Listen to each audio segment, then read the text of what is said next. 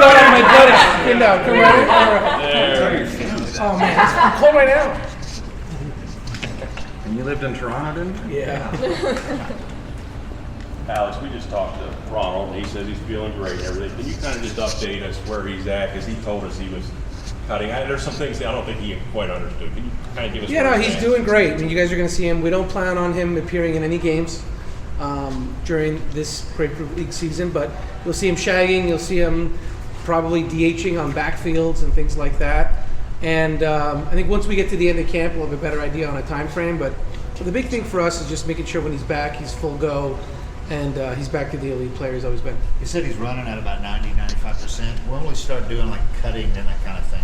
You know, I don't have exact date for you right now. I think just in my view, knowing he's not making the opening day roster, we're sitting here in the middle of February. That's 6 weeks from now, right? So that's far enough away that my focus will be once we get to the end of camp, you know, what do they feel like? When does he start a rehab assignment and so on, start planning ahead with the roster. But look, from our standpoint, I'm focused on how are we getting to 26, what's it going to look like, and once we get to the end, we'll have an idea when we think he could be back, and that'll impact some of the decision making. You like what he's said about planning to take it easy on the bases this year? Does it feel like that message just kind of sunk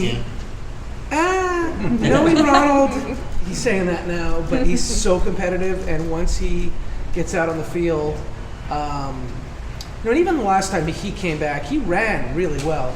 Defensively, he was just a little more tentative in the outfield, but his sprint speeds and everything on the bases in 22 was the same. So I think I think as he gets older and he matures and so on, but it was a freak thing that happened. So I don't think it's necessarily base stealing or anything like that. I mean, the first time was playing the outfield, right? So I think he'll be smart about it, but I do think once he gets more confident, I still expect him to be selective when he does run. In the Strider, I think he's got a bullpen today, but where's he at in terms of getting to lives and then kind of the next steps after that? Yeah, he's throwing a bunch of bullpens.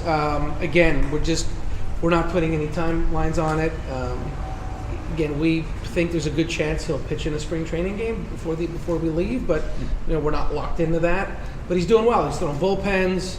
He looks good. Live BPs will definitely happen in spring training, assuming no setbacks or things like that. So we have a calendar for him. But again, I just think if we start saying, hey, on this date he's doing this, and for whatever reason we decide to move it back a day or two, then it's a story and it's viewed as a setback, or we weren't forthcoming. And so what I can tell you is he will not be on the opening day roster. That has been decided. And but the fact that he's throwing off a mound, he's by the time we get to the end of spring training, we'll have a better idea in terms of rehab assignments and all that kind of stuff. In the process of easing Ronald back, is there a conversation of maybe putting him at DH to start when he gets back to Atlanta? No, he won't need to. And even, there was I know when you look back at the numbers in 22, he didn't DH that much. So he's already so much farther ahead of where he was at the same stage. So just even at opening day, he's had that much more time to recover. So there's been no discussion of it. Things can change, of course, but no discussion. We don't anticipate needing to do that at all, and we expect when he's back that he's playing most likely all of his games in the outfield. Who makes that final call? Like, is it a Cunha? It's collected. Yeah, no, I think right now that's something that we just talk daily. So he's an outfielder. He'll be back as an outfielder. If, like anything, if he needs a day here and there, we'll make that adjustment. But I say that about a lot of players. So, but there's no anticipation that he's going to need to be a DH. Alex, with him coming back from, obviously major surgery, but also knowing that he has been an elite player, is there kind of a gray area of what you kind of can expect or hope from out of him in terms of performance? Yeah, I mean, I think just based off the last time, I think his floor is what he did last time. And I feel that much better that he'll be better than that just because of the way the rehab's gone. The fact that he's going through this a second time, he has much more knowledge and familiarity and just experience of having gone through it. The fact that we're going to give him that much more time, we think should only be good for him and his performance. So I don't want to I don't want to make any predictions in terms of numbers and so on, but I think his floor is what he did last time, with ceiling clearly well beyond that. There's always a lot of talk this offseason when you look at what some other teams have spent in the National League compared to what you guys have spent. So how can you kind of explain to fans that you guys are still just as good, if not better, not spending that much? Yeah, I mean, look, I think the biggest difference is we've spent a lot on our own players, right? So we've made a lot of commitment. I haven't looked at it in the last few years. But I think we have the most probably long-term contracts of the majority of teams. If you start looking around the roster, not necessarily in the rotation, but we have long-term contracts all over the place. So even still, we didn't have that many holes. Now we've lost free agents, no doubt about it, but we have some people we're going to give opportunities to. Strider and Fried are not the same, but we lost Strider for last year. We had the best ERA in the game, and we lost Fried now, but Strider comes back. We lose Charlie Morton. Can Grant Holmes take that opportunity and be that guy? We think he's certainly got a chance to do that. From an offensive standpoint, we lost Ronald, and we think getting him back is going to be big as well. So Joe Jimenez is the one loss that we haven't been able to account for. We're hoping guys like Daysbel Hernandez can certainly take a step, but we'll see how with the other guys we have in camp. So we won 89 games a year ago with a lot of things going wrong. And look, the other thing is with the position players we have, a lot of them had for their careers down years. Really, other than Ozuna, everyone took a bit of a step back. So they're still young, they're still elite, talented players. There's upside for them to be better than that. So we explored all kinds of things, signings, trades, things like that. But again, we have our payroll's in the top 10. We have a lot of commitments already, and we're going to be much more selective in things that we do. Alex, there's questions about the 3 starters, as good as they are if they're healthy, given their track records and the innings limits, the limited innings, some on the bench recently. And then obviously you mentioned Jimenez. Was the luxury tax, you mentioned it wouldn't be an impediment, but was it an impediment? Because you could have used, obviously, another starter or a setup guy. And you guys didn't. Yeah, I think so. We looked at doing some things in the starting rotation, but look, you can look at everything, right? And we could talk about anyone. Right now, we were going to go into the season locking in, preparing to have 4 spots locked in. Schwellenbach, Lopez, Sale, Strider. And if you have 7 guys and all of a sudden they happen to be ready opening day, what are you doing with the other 2, right? So that's just reality. We can't bank on guys getting hurt or missing the season and things like that. So you really only had 1 opening in the rotation because those 4 spots were going to be locked in one way or the other. So everything we looked at was who do we think will be significantly better than what we think Grant Holmes might be. And look, I mentioned him because the way he pitched last year for us and so on, he'd be the front runner for that spot. And again, I'm talking about Strider being back sooner rather than later. We don't expect him to miss a good chunk of time. So we looked at things, and there were some guys we thought would be an upgrade, and Grant could go to the bullpen. But we think Grant's got significant upside. He's got a plus curveball, plus slider, throws strikes. And we'll find out. I know it's just talk right now, but we need to take some shots on some young guys. And sometimes we're right, sometimes we're not. But that's what's allowed us to keep this going and to be able to sustain. And we won the World Series in 21. The next 2 years after that, we won 101 and 104 games after the World Series, which the Braves hadn't done in 20 plus years. And with all due respect to other organizations, other than teams like the Dodgers and so on, a lot of teams you're seeing win the World Series and have to take a little bit of a dip and then try to build back up. So we're trying to avoid that. But part of that is making tough calls and breaking in young players and giving them a chance. So from our standpoint, we're willing to do it, willing to go chase upgrades, but we always are considering blocking younger players. And it's the same thing. I mentioned this on radio a little while ago.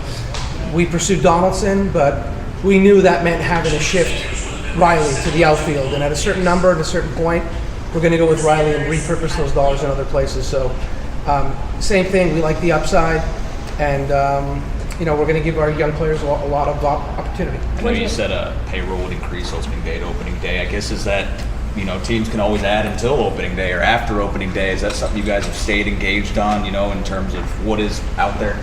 Yeah, look, to Dave's point about the tax, we were having conversations about a deal that would have brought us over the tax, and it just came down to it had nothing to do with the dollars. Again, the tax is a tax, right, on every dollar over, right? It's not on your entire payroll. So you're just paying, you sign a $2 million player, he costs $3 million. It's $1 million of tax right now. So that hasn't stopped us before. We've done it 2 years in a row. For the right deal, we'll do it. But again, it was a deal that would have been a longer term deal. And that could be trade or free agency. But what stopped us was more the out years, 26, 27, and so on, how the payroll looks. who are blocking, how would we be impacted, and it's the same thing. I mean, it's again, we have a lot of guys that we're locked into that we believe in. You know, a lot of position players are locked in. You know, we got an option on sale for the following year. So, you know, the 4 guys I brought up, those guys we have under control for at least the next 2. And then we do have the Ian Andersons and the Holmeses and some of these other young starters. So to block them for the right guy, sure. But again, we always have to balance out the short and the long term. You talked about tough calls. What do you believe will be some of those most difficult conversations and decisions you'll have to make here in the next month? Yeah, I think the most opportunity we have is in the bullpen. I think it's there's just a lot of, you know, we have a lot of guys that are coming in and competing for a job. So, and look, I think that's a place you might see us churn a little bit even during the year. So we've had years where we've had guys on guaranteed contracts and not a lot of room, and that's the group we're going to go with.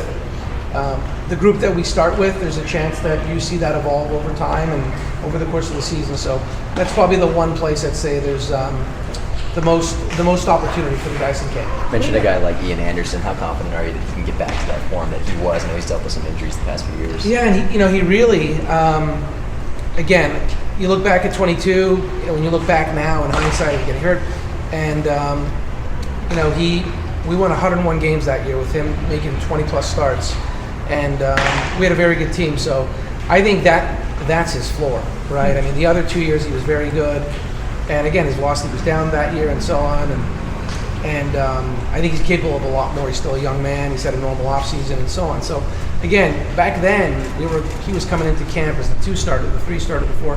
Now we're talking about the 5th spot. So the expectations aren't nearly as high. I'm not saying just for him, for that spot, but the upside is certainly there. So I like the fact that we have more than one candidate, and we have a lot of young guys as well. And you never know. You hope you have some nice surprises. We've had some really good surprises over the years, whether that's Soroka, Strider, Schwellenbach, Kyle Wright, guys that emerged. Max Fried was up and down. So we've had this organization and development's done a really good job of getting guys ready, and Ian Anderson coming up and doing so. I don't know who that person might be in 25, but it will not surprise me if we have another nice story, because we are deep on the mound in terms of young arms that we have. How realistic is it to think that Chris Sale can put together another incredible Cy Young year like he did last year and stay healthy? Yeah, I mean, Cy Young, that's just like winning an MVP, right? So that one person can win that award, so it's hard to put that. But I think Chris, again, when we acquired him, it was just health. When he pitched, he was great. And even that last year with the Red Sox, you know, the numbers, I think it was a 4 ERA, but the underlying information was still very strong. And I think he's in a great spot. And I think I said this at the time. We got Charlie Morton at 37, and he was our 1 starter when we got him all the way through the World Series. And he pitched like a 1. He was an ace. And Chris he's not even 37 years old yet. So I don't want to put any expectations on him, but look, we think he's a frontline guy, no doubt about it. We wouldn't have extended him when we got him if we didn't believe that. And, you know, he deserves all the accolades. So we're confident in him and all the guys that we have.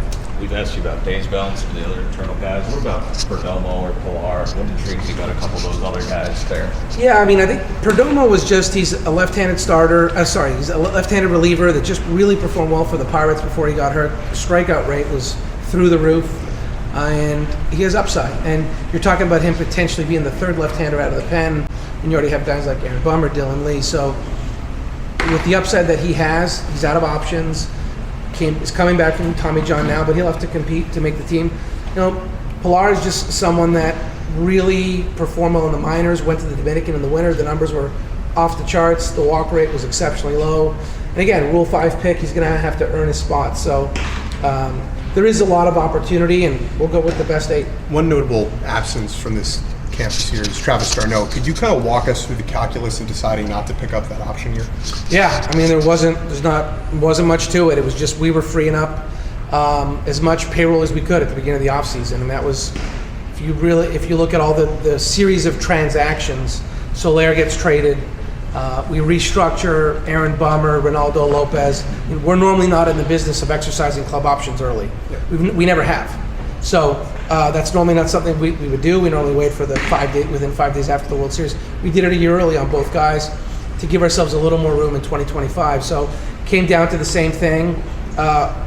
Travis, all these guys, you'd love to have them all back. But at the end of the day, with the other needs that we felt that we had, we were going to repurpose the money, especially at the beginning of the offseason. And look, the minute he hit free agency, rightfully so, he was highly sought after and did great for himself and got a chance to go back home. But can't say enough about everything he's meant to this organization and what he's done here. But we were just in a position with some of the other needs that we had. You've addressed some of your other areas, the bullpen starters. How about the bench? What do you think about, I know Smith doesn't use the bench a lot, Yeah. but when you look at what you have in the infield or outfield, maybe you don't need them on a, once every week basis, but what if somebody gets hurt? Yeah, and look, it's been a challenge we've had since I've been here. We love the fact that we have guys that play every day. Even Jurickson Profar, 158 games played, and that for us that pops off the page for this organization. There's a mentality that comes with that. There's a reliability, and so on. And look, Austin Riley's been durable. He gets hit in the hand, so that's a freak thing. Matt Olson's got 400 plus games or more at that position right now. So you can't plan for all of it. We're aware of it, but part of by design going after durable players is knowing from a philosophical standpoint how we do things. You're not going to be able to go sign guys to be on the bench and sell them on a platoon and so on, because that's likely not going to be the case. We don't have any of those right now. So, what we've really paid attention to is guys that are great in the clubhouse, guys that accept their role, guys that can cover you at both spots. So you see a guy like Eli White last year, we had him working out in the infield, and he'll spend the majority of his time in camp this year. He's out of options as an infielder. We know he can play Gold Glove center field. He's got a great arm. He's a great outfielder. How viable is he in the infield? He played infield in college and so on. But let's get more of a read on that. A guy like Luke Williams, the same way, can really run, play everywhere. We're likely not hitting for too many guys on this team. So, I don't want to speak for Snip, but the bench role, assuming health, is coming in late, maybe coming to try to steal a base, giving a guy a day. And look, if someone goes on the IL for 2 weeks or more, that's when you start to take a look at the depth, and that's where you probably look more towards what happened. Some of the players were asked about the World Series or bust statements from last year, and none of them wanted anything to do with this year. I'm curious what that says or means in that they're kind of this other play kind of speak for themselves, I guess. Yeah, I think it's always been that way. I think maybe 2 or 3 guys talked about it last year, which again, we got 26 guys in that clubhouse. They all have their own opinions. They all care. They all work hard. I think you just have to be yourself, and people believe, no doubt about it, but, some people want to express it, some don't, just want to go about their business. I don't think there's any right or wrong way to do it. So, and I've been here, this is going on year 8 for me, and look, we have a team that's very capable of 1, winning the division, and 2, winning the World Series. So, but I think there's half the league that could probably say that as well. So, it's a long season, and I know these are all the cliches, but things are going to change so much. I know we all come in here, we're optimistic and so on, but I can't even tell you what we discussed last spring, right? You think about the different waves month after month during the season, how rosters change, trades, injuries, acquisitions, and so on, and performances. So you come in, the attitude, and knowing we got a lot of work to do. You guys had to endure such an overwhelming avalanche of injuries last year. How do you balance understanding the impact that had on 2024 while not using it as an excuse moving forward, the message of that towards the team? I don't think we ever did, and I don't think we ever did because we never, we continued to push, right? I mean, look, I remember in 21, it was the same thing. It already started just before the trade deadline. It was just before the All-Star break, I'm sorry. Yeah. I started getting inquiries, start reading things. People ask me, are you going to sell? Are you trading Will Smith? Are you trading Charlie Morton? Are you going to tear it down? You started to hearing, and that was why we felt it was so important to make an acquisition during the deadline. We got Jock Peterson because I was telling everybody on record, off record, hey, we're not pulling the plug here. No one was believing me. I get it, GM speak and so on, but I mean, it wasn't working. No one believed what I said. So I'm like, okay, well, we need to go out and make some acquisitions and show everybody we're buying, we're not selling, and I don't think at any point in time we ever contemplated using it as an excuse or look, this is the year it's not going to come together.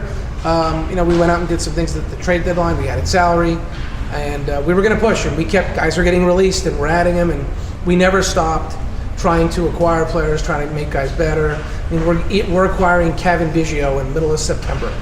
So we were going to push. And look, we felt like with our rotation, if we got in, anything can happen. You pitch well, and we had the upside from an offensive standpoint as well. Granted, a lot of guys were hurt. If you pitch, you definitely have a chance to make a run. So I don't, unless it's really obvious that we're 20 games out or something, I don't see us ever looking to make excuses or things like that. No one cares, and you're expected to win. One way or the other. If people want to make excuses for you, fine.